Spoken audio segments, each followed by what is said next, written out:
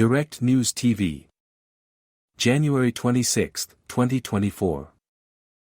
Israel's war on Gaza. Israel must prevent genocide in Gaza, says ICJ.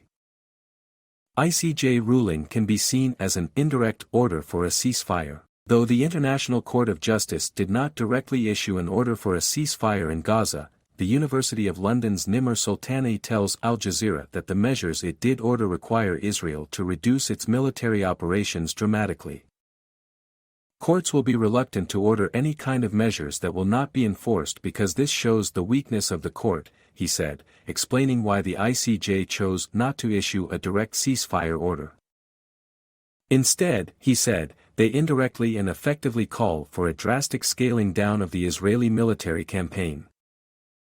Using the example of the court's order for Israel to allow more humanitarian aid into Gaza, Sultani said that there is no way Israel can comply if it continues to prosecute the war in its current form. If Israel dismisses this ruling by the ICJ in the same way it dismissed the opening of an investigation by the International Criminal Court a couple of years ago, and the same way it dismissed the Human Rights Watch and Amnesty International reports on apartheid, it will reaffirm its position as a rogue state, Sultani said. Democratic voters will take note if Biden fights the ICJ ruling. This ruling will give more credibility to those in Biden's base, who are saying, this has to stop. So what happens next? If it goes to the UN Security Council, we know the US has used its veto power several times to stop any calls for a ceasefire. This is a much different thing. They would be seen as hypocrites for voting down a court that calls for additional aid, and steps to protect civilians, all things the US says it has been pushing Israel to do. They've tried to dismiss the case, calling it meritless, counterproductive, and completely without any basis. But they can't go after the court, because in past cases when the court ruled against Russia in Ukraine, the statement from the State Department is, the court, which plays a vital role in the peaceful settlement of disputes under UN Charter. So if this does go to the UN Security Council, it is going to be a very, very big thing if the Biden administration steps in and protects Israel. That is going to be noticed by his base. Hamas releases video of captives. The armed wing of Hamas, the Qassam Brigades, has published a 5-minute video featuring 3 female Israeli captives captured on October 7. At least 2 of the captives identified themselves as soldiers, while the third said she was from the Kfar Aza kibbutz. The 3 women called on the Israeli government to stop the war and return them to their homes. The women also said that the continuation of the war endangered their lives, and said that the Israeli army had killed fellow hostages who were with them.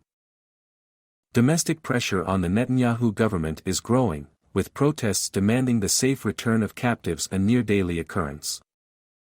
U.S. pauses UNRWA funding over October 7 allegations, State Department. The United States is troubled by allegations that 12 UNRWA employees may have been involved in the October 7 Hamas attack on Israel and has temporarily paused funding, the State Department said.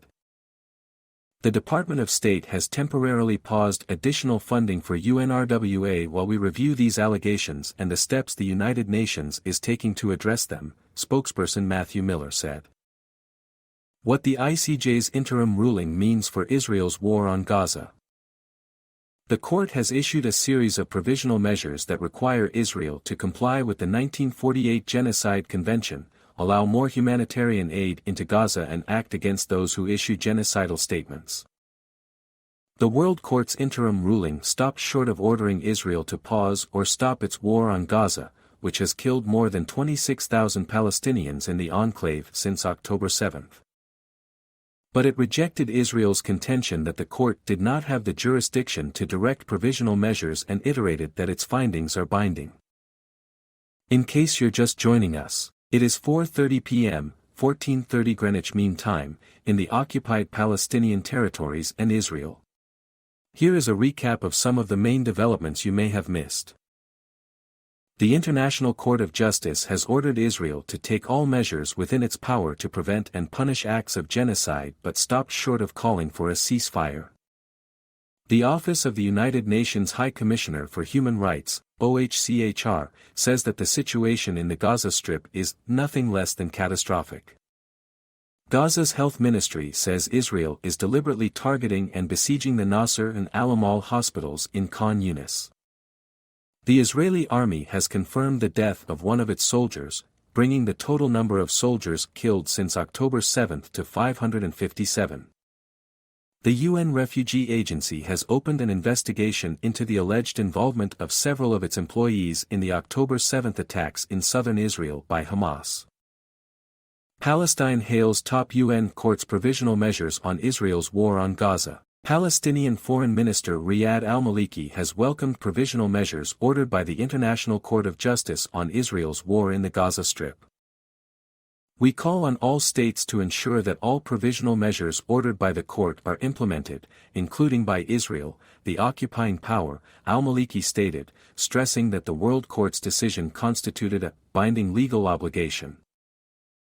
States now have clear legal obligations to stop Israel's genocidal war on the Palestinian people in Gaza and to make sure that they are not complicit, he added. Al-Maliki said that the International Court's decision is an important reminder that no state is above the law. It should serve as a wake-up call for Israel and actors who enabled its entrenched impunity, he said. Big win for South Africa despite ICJ not calling for ceasefire, analyst.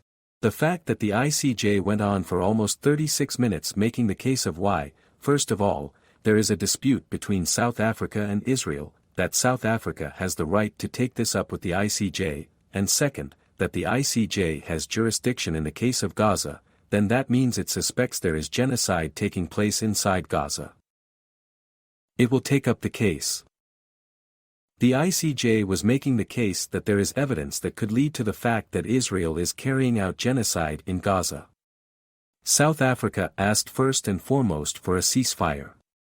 But the principle here for a court of justice to accept the case and the fact that they want reports from Israel moving forward is, in a big way, a big win for South Africa. I am saddened by the fact that there is no ceasefire, but I am not as saddened because I know that Israel is not going to carry out the ceasefire. We knew from the past 2 weeks that Israel was not going to abide by any ceasefire ruling. UNRWA investigates staff suspected of role in Hamas attacks, report. The United Nations Palestinian Agency, UNRWA, says it opened a probe into the alleged involvement of several of its employees in the October 7 attacks in southern Israel by Hamas, and that it had severed ties with these staff members.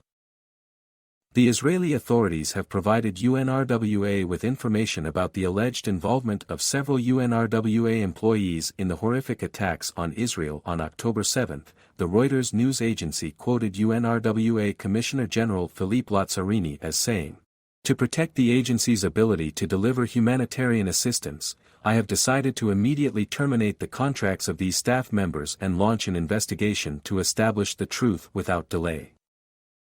More grain ships divert from Red Sea this week after attacks. More ships carrying grain were diverted from the Suez Canal to sailings around the Cape of Good Hope this week after attacks on vessels in the Red Sea, shipping analysts have said. Another 16 vessels were confirmed diverted this week, taking the total grain cargoes diverted to some 3.9 million tons, up from 3 million tons last week, said Ishan Banu, lead agricultural commodities analyst at data provider and analysts Kpler. About 7 million tons of grain cargo normally transit the Suez Canal into the Red Sea each month. Continued attacks on shipping by the Iran-aligned Houthi group despite US-led air attacks on the group's positions in Yemen mean more bulk carriers transporting grain are avoiding the Red Sea. Many of the diverted ships are carrying US grain cargoes showing caution with this freight, Banu said. My name is Kingsley. Please like, share, subscribe and hit that notification bell so you can be the first to be notified whenever we post, you won't regret it.